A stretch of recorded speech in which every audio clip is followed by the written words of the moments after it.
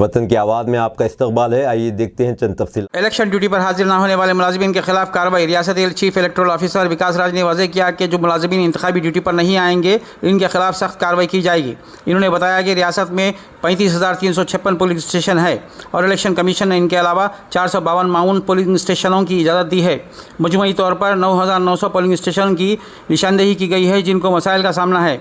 2,90,000 मुलाजिमीन election duty में हिस्सा लेंगे। इसके बाद का इंकशाफ विकास राज ने किया।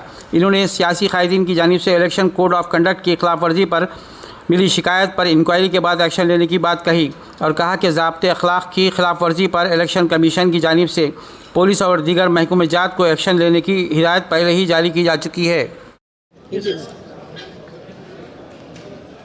आ जाइए भाई, हिंदी वाले कौन कौन है फिर। आज 18 अप्रैल को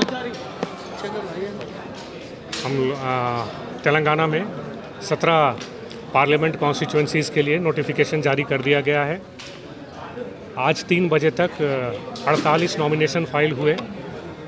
उसमें 42 कैंडिडेट्स हैं, मतलब कुछ लोगों ने दूसरा तीसरा नॉमिनेशन पेपर भी डाला है।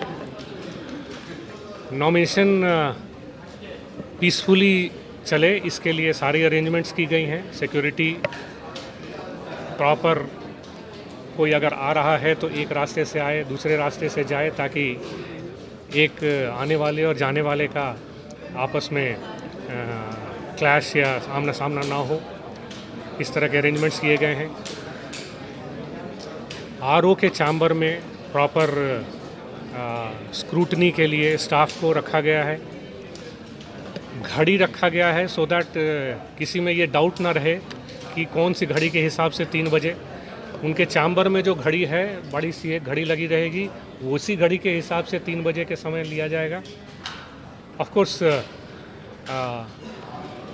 कैंडिडेट्स को हम लोगों ने हिदायत दी है कि नॉमिनेशन फॉर्म को अच्छी तरीके से भरें। उसी तरीके से एफिडेविट को भी अच्छी तरीके से भरें, किसी भी कॉलम को खाली ना छोड़ें। एफिडेविट में हर पेज पे खुद भी साइन करें और अपने नोटरी का भी सिग्नेचर लें। फ़ोटोग्राफ, जैसा कि आयोग ने स्पेसिफिकेशंस दिया है उसके हिसाब से stamp size 2 centimetre by 2.5 centimetre का फ़ोटोग्राफ दिया जाए। उसमें कोई यूनिफॉर्म नहीं होना चाहिए, कोई कैप नहीं होना चाहिए। कलर दे सकते हैं, ब्लैक एंड वाइट भी दे सकते हैं। इस तरह के फ़ोटोग्राफ देने से सबका एक तरीके का आएगा। लास्ट टाइम हम लोगों को कुछ जगह में ये प्रॉब्लम आई थी, कुछ लोगों ने पुराने फ़ोटोग्राफ्स दे दिए थे या फिर दूर से फ़ोटोग्राफ दिया गया था जिसमें चेहरा ठीक से नहीं दिखाई दे रहा था। तो इस तरह की प्रॉब्लम्स ना आए, इसलिए इस तरह की चीज़ें दी गई हैं। हम लोगों ने एक हेल्प डेस्क भी बनाया है आरओ ऑफिस के बाहर, तो किसी कैंडिडेट को हेल्प चाहिए तो वो हेल्प डेस्क को भी यूज़ कर सकता है।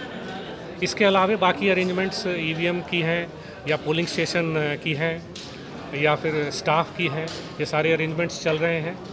तो हम लोग रेडी हैं और 25 तारीख लास्ट डे है नॉमिनेशन का।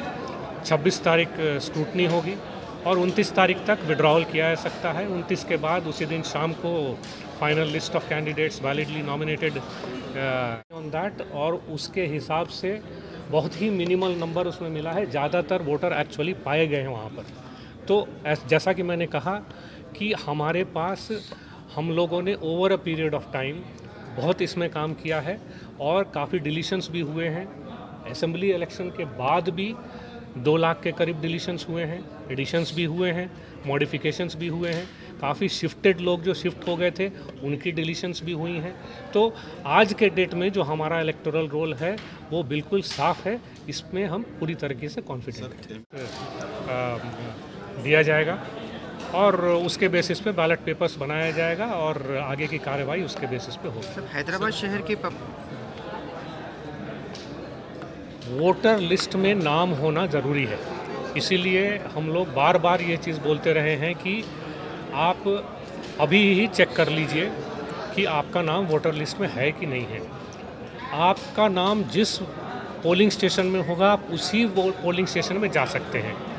अगर किसी कारणवश आपका एपिक कार्ड गुम हो गया है, आपके पास एपिक कार्ड नहीं है, तो आप आयोग द्वारा दिए गए 12 और जो फ़ोटो आइडेंटिटी कार्ड्स हैं उसमें से किसी एक कार्ड को लेके जा सकते हैं। लेकिन आपका नाम वहाँ पर इलेक्टोरल रोल में होना ज़रूरी है।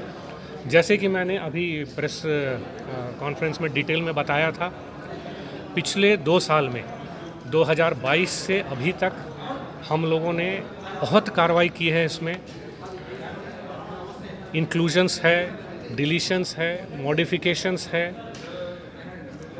हैदराबाद में भी उस पर बहुत काम किया गया है।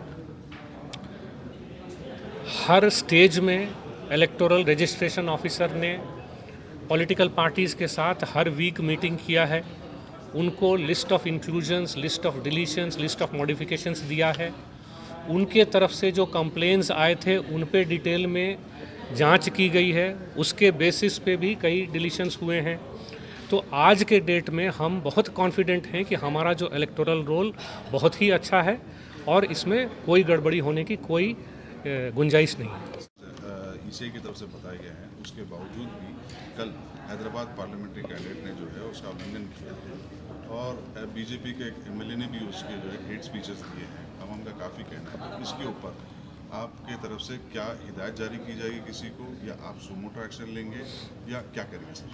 देखिए, जैसा कि मैंने पहले भी कहा कि मॉडल कोड ऑफ कंडक्ट के बारे में हम लोगों ने बहुत ही डिटेल में पॉलिटिकल पार्टीज़ को बताया है कि क्या करना है, क्या नहीं करना है।